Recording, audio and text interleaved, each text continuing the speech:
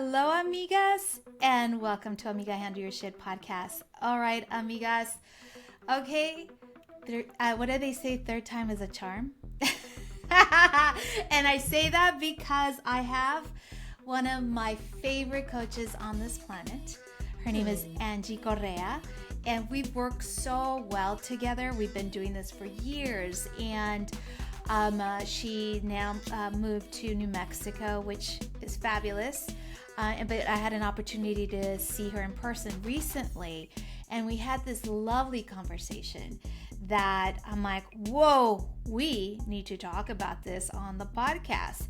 And so for those gals who haven't gone to search out my prior podcast with Angie Correa, not only do I invite you to go check those out, but here's the thing. Who is Angie Correa? For those of you out there who don't know who she is, which I doubt it because she's just freaking amazing. So the thing about Angie, she is on a mission to help you increase your net worth. She's been in the marketing business forever. She was a corporate executive for the past 30 years, and now she transitioned into coaching and consulting and all the things, and I know Angie can speak way more about that. So amiga Angie, welcome to Amiga Handle Your Shit podcast. Oh my God, I love you. I love you. I love you. Thank you so much for having me yet again. I think I was like one of the first people when you first started the podcast, and that first like 10 people. And it's fun to kind of come all the way around full circle. So thank you. Thank you. Thank you. Oh God, yes, full circle.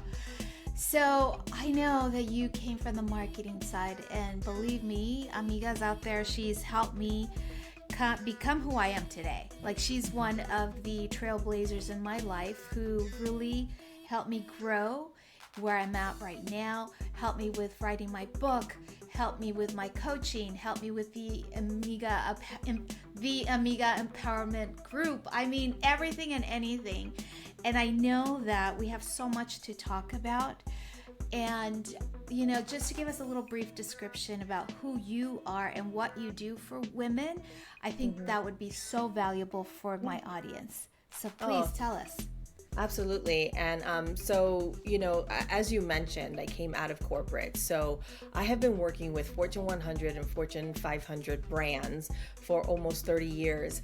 And, you know, it's fun to now look at individuals like yourself and some of my other clients, because I can take what I learned and what I did for those Fortune, 100 and 500 clients and really like hone in on who am I speaking to? How am I packaging my skills and my experience? How am I pricing it? And then, being able to go out there and really articulate the value proposition. And so what's been really fun is that I kind of take the hardcore corporate background of digital marketing, right, that I've been involved in for as long as I can remember, and then couple that with personal development and leadership, because what we're really doing is taking our truest desires and putting it out in the world, and that can be really scary. And I know you and I have had a lot of conversations about like what's really going on in my heart, what do I want to achieve and accomplish, and then how do we talk about it to bring it out into the world. And I think that has been my superpower, because of the fact that I have this extensive, corporate background, but then also this extensive personal development background in leadership and meditation. I was just at a 3-day meditation retreat, and, that just awakening of our core values and our inner knowing, and then the confidence and the courage that it takes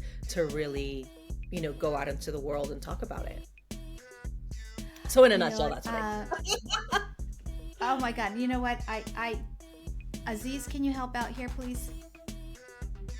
We were, you got cut off. I don't know what point. So what, so what's your advice, Aziz, with this?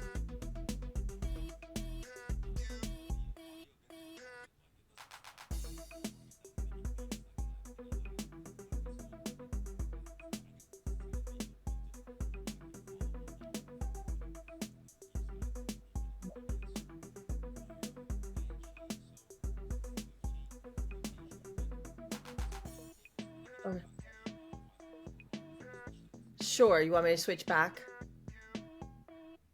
Yeah. Yeah. Okay. Okay, let me try that. But the for me, what was happening was that Jackie was getting choppy on the other one. But let me try it. I can go back and see what if that's Okay. better.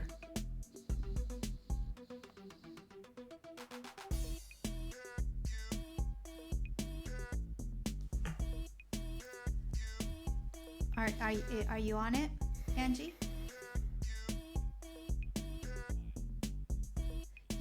Yeah. No, that's good. I know you guys are experts in editing and all that, so I'm not concerned about that. But is it? No, I don't think it's. I don't know if she got in. Angie, are you there? No, it's not happening. Oh, okay. I want to make sure that I have.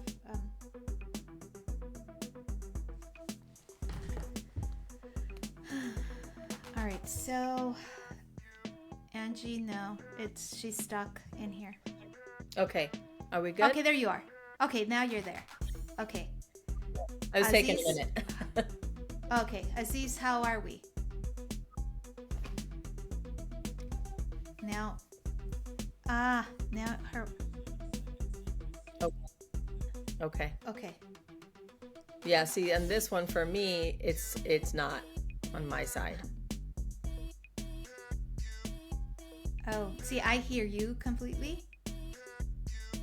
Wow, okay. Uh-huh. Okay, so Aziz, on the prior one, you were able to listen to what she was saying? Okay. You were talking on my end.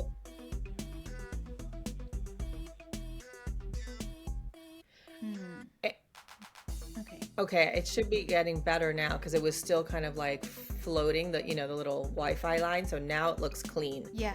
So let me know. Okay, it feels yeah, good now. I hear you clearly. Okay. Okay. Okay, are you good, Aziz? He has to come up and talk. Are we Jackie's good, Angie? fine. You're fine. Aziz, you were cutting a little bit, but okay. I hear you completely, Angie. Okay. Okay. So let's jump back on. Oh my God, on the retreat part. You went to a meditation retreat and you saw amazing people and how that had an impact. Yeah. So I think for me, one of the biggest things that I do with my clients is that I take the extensive background that I have from my corporate career, but couple that alongside a lot of the personal development, meditation, and leadership work, right? So that we're really looking at you as a whole from the inside out, because when we have dreams and desires, it sometimes does not translate out into the world the way we want it to. Right? So you can have all the strategy in the world, or you can have all the personal development in the world, but if you don't combine the two, then where do we stay? Yeah. I love that about you, that you continuously grow, not only in the personal development space, but then also, joining in the strategic partnerships, the strategic alliance, if you will, in everything that you do. And I think that is so important in any coaching and consulting business, because I think that, society driven by masculine energy, they're all about strategy, and they ignore the inner component, which I'm like in awe of the fact that, that's weird. Like, how can you be an amazing strategist without really honing in your interior compass? And I know that what you do, Angie, is like you marry the both. Marry both strategy and inner. So amazing. So now you have been doing, not only doing all these two things at the same time, but your conversation and your love language has been evolving as well and changing. And I know this because I see it personally. And I know that oftentimes amigas across the globe sometimes get stuck. And they think that it's the same. They may be doing the inner work, but even in the inner work, we get to grow. Yeah. Because there's all these new vibrations and lessons. And I know that you and I had this beautiful conversation. And one of the things that keeps coming up is gratitude, which, believe me, is part of my vernacular. But one of the things that I loved was like, ooh, this is gonna be controversial. So, amigas, when we talk about gratitude, what does that mean for you, Angie? And has it changed? Oh my God, this is so good, because immediately, and I'm like, I think we had this conversation, but one of the things, and I think this is a cultural thing. I don't know. I mean, you know, I was born and raised in New York, in the Bronx, Puerto Rican parents, and you know, it was like, be grateful for what you have. And I'm like, okay, and so you are, right? But as you evolve, gratitude for what you have right now could be the block that's stopping you for having gratitude for more. Okay. Hello, amigas. Listen to that. Yeah. Gratitude for what you have now could be the stop. The block, right?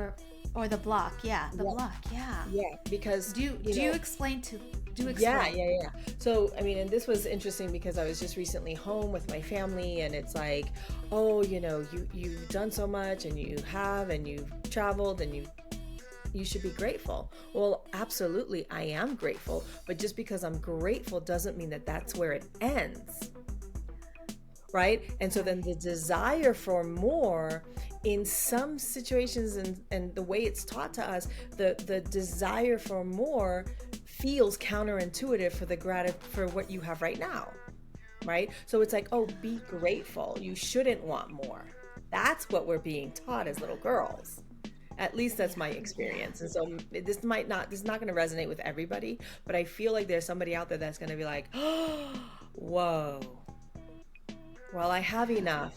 Well, I've done enough.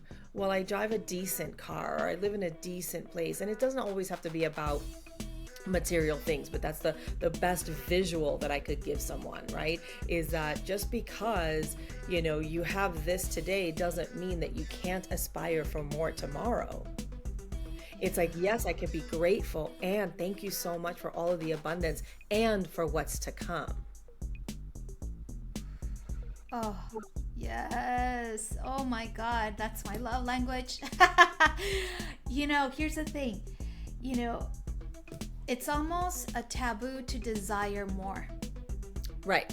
And exactly that will keep you blocked and not growing. Yep. I hear it all the time. It's like, well, aren't you like satisfied? I'm like, yeah, but guess what? My God wants me to do this and more. And I think there is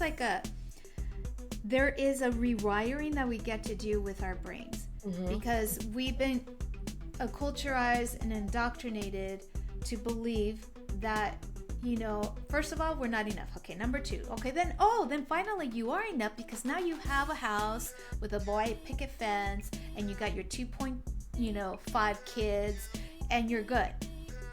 And then, but you want more.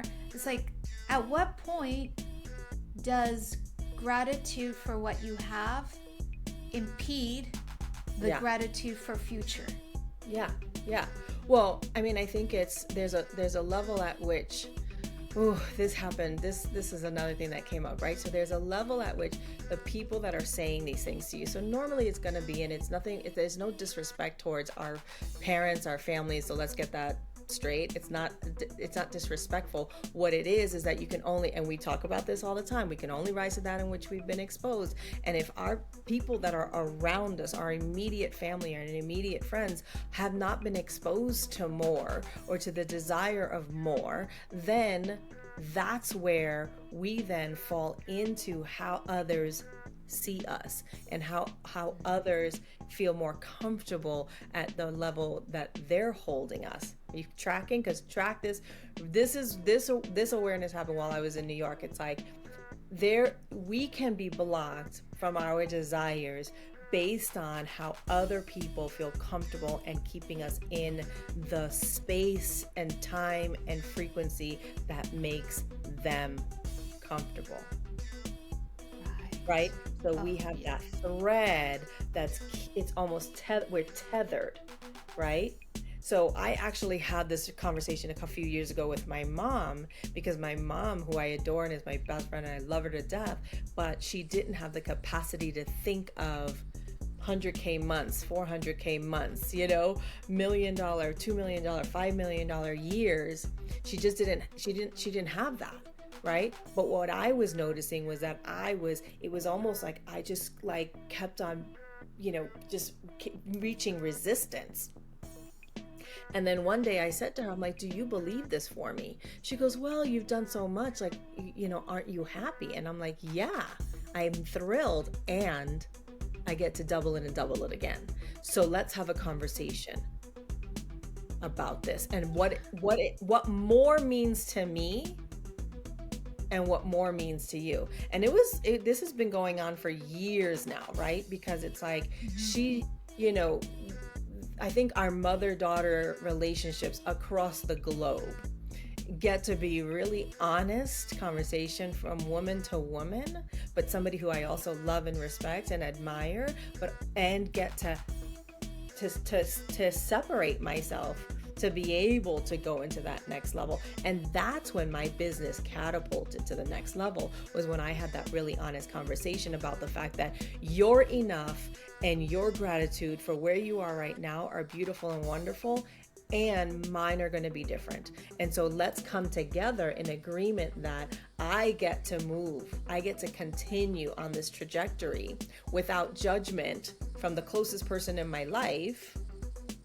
and unbeknownst to her, right? Because that's what it felt like for me. My experience was judgment. That's never what she intended, but it was also what was holding me back. Yeah. It's a big concept. I know. It's a really big concept. Okay, so it's obvious that there's going to be probably more of those kind of perceptions than the ones that we are delving into, meaning keeping us small, whether by fault, their fault or not. It does really, that's irrelevant. What's relevant is, okay, if you're going to be surrounding yourself with these people because they're family, it's not like you're going to chop their heads. It's not like you're going to not go see them. What do you think, Angie, would be good advice for that amiga out there who feels so suffocated by this kind of concept that they know that they're made for more, and that they're grateful for all the production and the productivity that was brought to you by your ancestors, but yet guess what? I get to now follow my own path, irrespective of the naysayers. Like, what would be your advice for that person? Like, because it can get really fucking complicated. Well, oh my God, there's so much that's coming up. It's funny because, okay, amigas, we're gonna get a little bit. If you can't handle a couple of cuss words and some just like can't handle the truth, put it on mute. Put it on mute, because I had actually a meditation teacher in New York City 27 years ago say to me, when I was like corporate, like hardcore, and he's like, you're gonna allow your mind to be the cock blocker to your heart. Right? Oh, ooh. I like that. That was like something, we're like, hey, and then I'm like, I can't get it. I can't get into my space. So, but that goes along with anything and everything, right? Because it is to this day and age, it's like there's still people in my life that are in a much different mindset than I am, and they say things and they do things and they act, and it took a long time for me to really reconcile that they mean well. But them meaning well doesn't mean you have to listen or you have to subscribe to their belief. I will receive what you're saying with love, and I will also release it with love. Yes. But let me tell you something. I am 54 years old as I live and breathe in front of you right now, and it takes a long time to get to that point. And don't expect to never have a trigger, because I had 72 triggers while I was in New York from every aspect that you could possibly imagine. And it takes a lot to just be like, they are meaning with love, and I can release it with love. But let me tell you, I wanted to curse some people out. I wanted to punch somebody in the face. Like, I wanted to do all those things. No, literally, the Bronx came back out in me, and I was just like, oh, okay. I understand now that we're not going to all have this same experience. It would be too boring, right? Perfect example. I was at this meditation retreat this weekend. I meet this woman, we get to talking. She's been in that community for about 30 years. And I don't know how it came up, but she's like, I'm from New York, and I'm from New York, so we're going there. Now she lives in California, but she lived in India, like I was in India. I mean, it was just this whole thing. It ended up, we found out that she lived a few blocks from where I grew up, and she went to a rival sister all-girls Catholic high school in the same neighborhood, right? Kind of. Yeah. And we both said it, that there were times where we were in our travels and in our journey and meditation and this places, whatever. And it's like, how did I get here? Like, I'm a girl from the Bronx. And when she said it, I was like, oh, you attract your people. And while we both don't know how we, from our little microcosm of family that has never been in the places we've been, when did that happen? When did that switch go off? That we then got introduced. I mean, I was introduced to meditation, almost 30 years ago. And it's a long journey. But that also integrates into fast forwarding into all the work that I'm doing now. How did I create success in corporate? How did I create success in my business? How do I attract the people that I attract, right? It's like we can look at where we came from and we can aspire for more. I think the biggest piece of advice that I would give to anybody who's in this kind of juxtaposition of which way do I go? Am I meant for more? I should be grateful for what I have, is that you're coming from the perspective of or. I can have this or that. What I'm really what I want to leave you with, if you take one thing away, is that you could get to create an and. I get to have this loving, amazing family that supports me in everything that I do. And I get to travel the world and meet people in every country and, whatever, collaborate, have clients, whatever it is. But it's the or that's keeping you blocked, because that's what we've been taught. That you can't have it all. I know. Oh my God, I know. I love this conversation, amigas, because this is the kind of conversation I always have with Angie. So, you're welcome. You're welcome. You're welcome. You're welcome.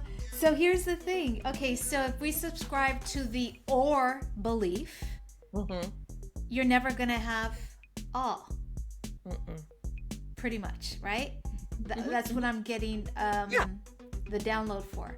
So we get to subscribe to the and belief, because yes, we are grateful for what we have and for the past, but yet we also get to be more grateful because we're going to get more.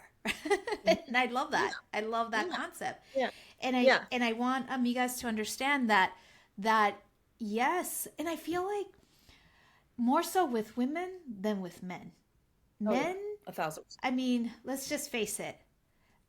Let's just face it. They don't think about or. At least in my vernacular and in my surroundings, it's not the or. It's like my way or the highway, or I'm gonna get this and that and blah blah blah. And so it's like we get to learn from our amigos on how to use more and in our sentences, in our Yeah. vernacular, in our vibration, right, Yeah. amiga? Yeah. Yeah. I think also the other thing to think about it in a way that the where is the and coming from? Right? So, for example, if I go back to the height of my corporate career, I was a completely different person back then. I wasn't integrating all parts and all aspects of my life. I was actually keeping them quite siloed, right? And it was the number one, the integration over the years of being like, I'm not this separate being in every room that I walk into. I'm the same person and I'm bringing myself, right? So that's number one. And in doing that, right, what we get to realize is that the aspirations, the goals and desires that I had at the height of my career in corporate without any integration looked one way for myself and for everybody around me. So they see me in that light, and some of them still do, to when I integrated. And so then what does the and for me mean now? Right? So then that question becomes the why, right? Why was I doing it back then? I had a lot of ego. I was just like, I'm going to get to the top. I was in the boys club. Like, I was just like, okay, you guys are doing this. I'm going to double it. I'm going to quadruple it. I'm going to be the first one with the fancy car or the house or whatever. Like, that's where I was being driven from a total egotistical perspective. And I own that. And that's fine. And now where does that go? Right? The impact that we get to have, the creativity, the expansion of all things.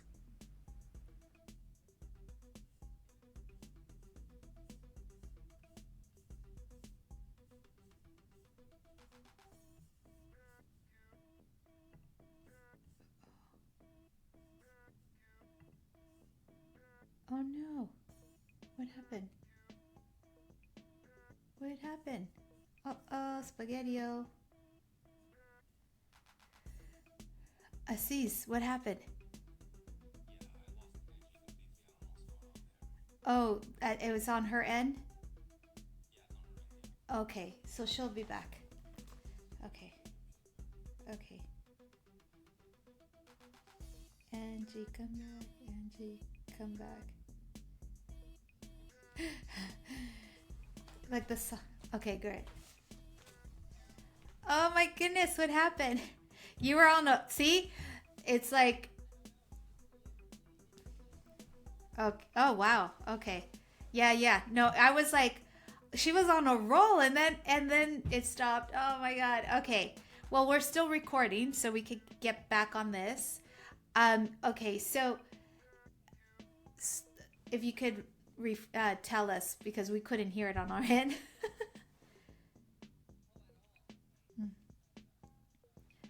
Oh, so you you were in corporate in New York, and you were a boss bitch, and in that mindset.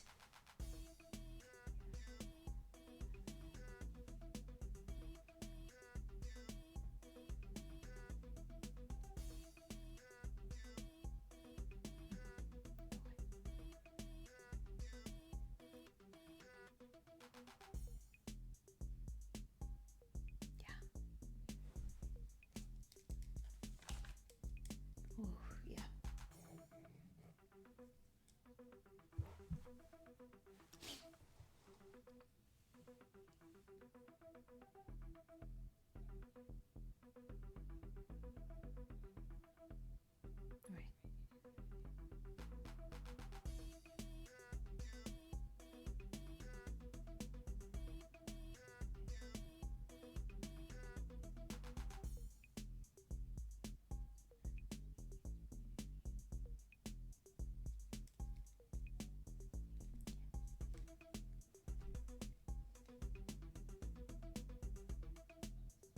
Okay. Yeah.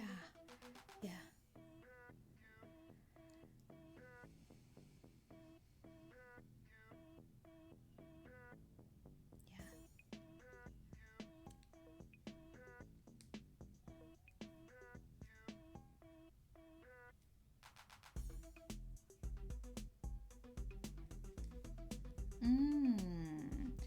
Yeah. Yeah.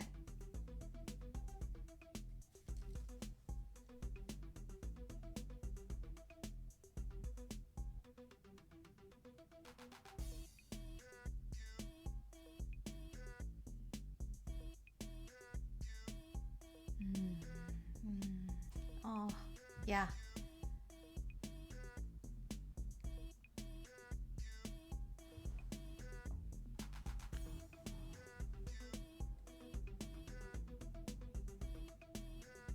Right.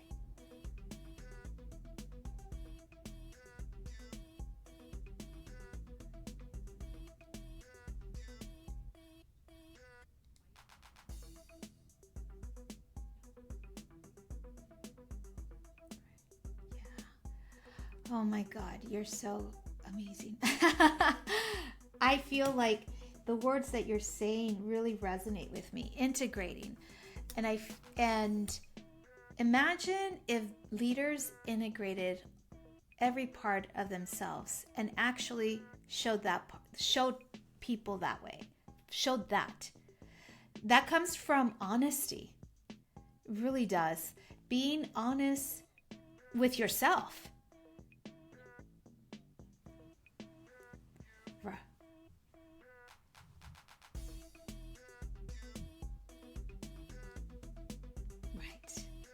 Right. And I feel, yeah.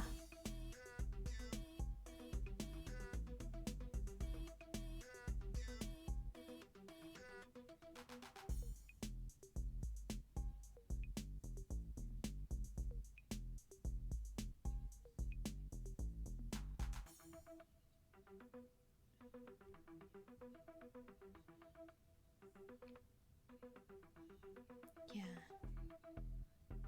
Right. Yeah.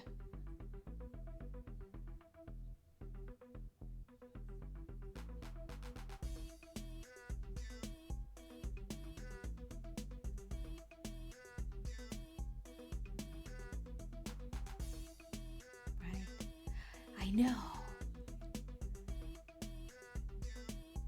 Being. Yes. Exactly. I honestly, I see that constantly also for myself. Obviously, I did a lot of purging, and my history and all those things. But in being is because I integrated everything, and I continue to do so. I'm not going to stay, idle or stay the same. No, because the opposite of staying the same is not is growing, right? And so if I stay the same, I will not grow, and I always want to grow.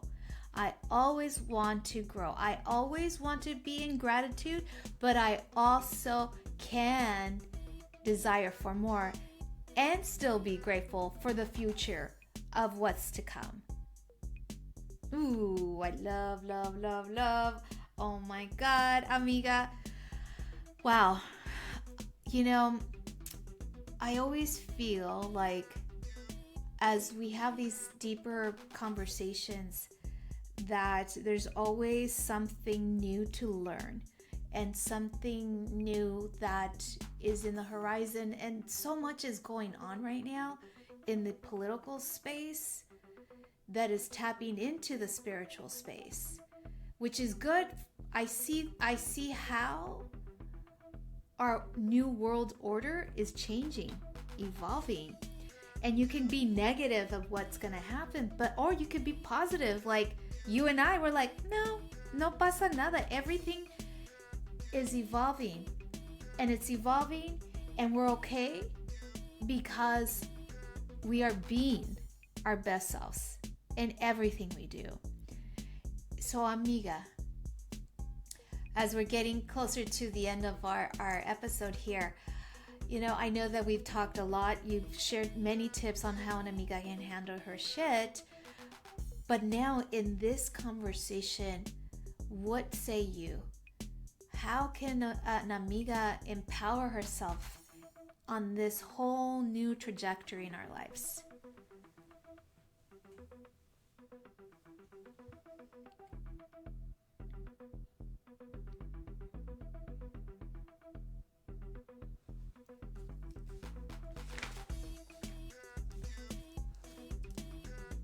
Ooh.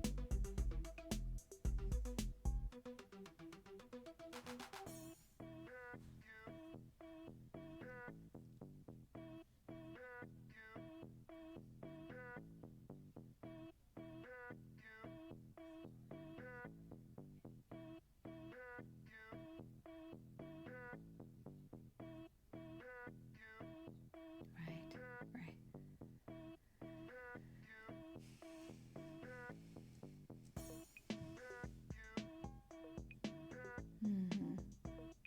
Yeah.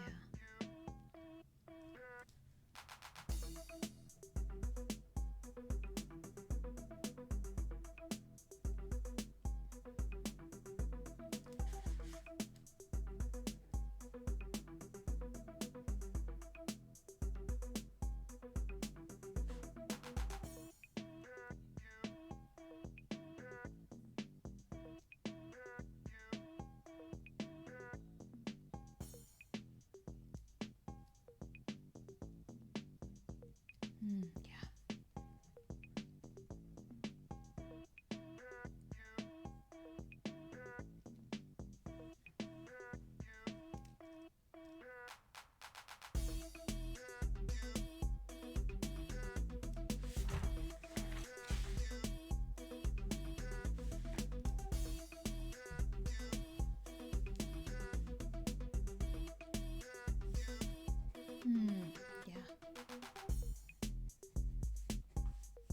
Find the source and go there. Kind of like,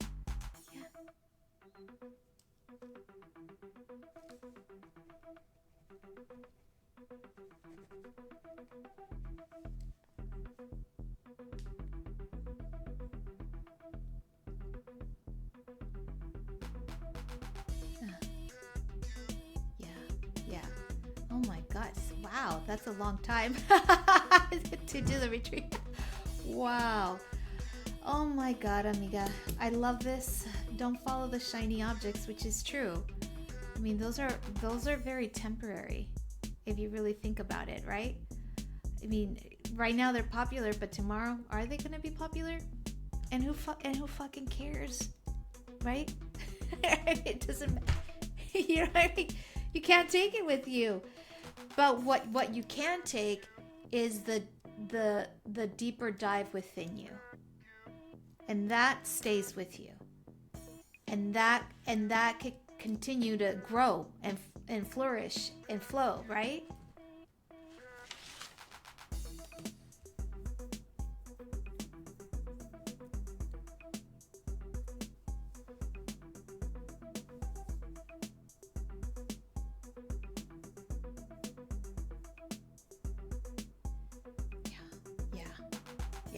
It always comes back.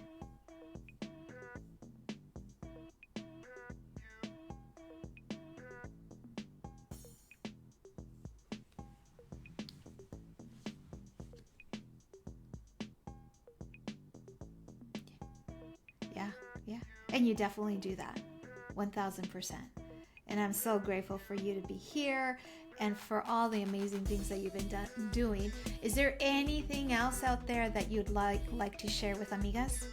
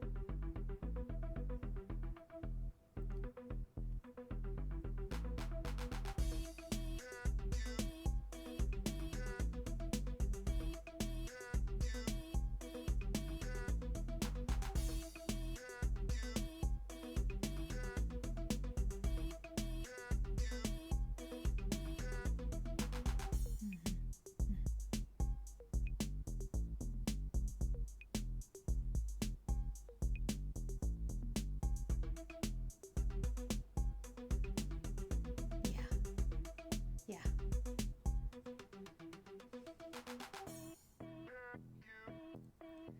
Right. Exactly. Ooh. Yes, very key. Amigas, find your superpower and let's get this shit on. Well, thank you so much, Angie. Thank you so much for being here on Amiga Handle Your Shit podcast. Love you too. All right. Aziz?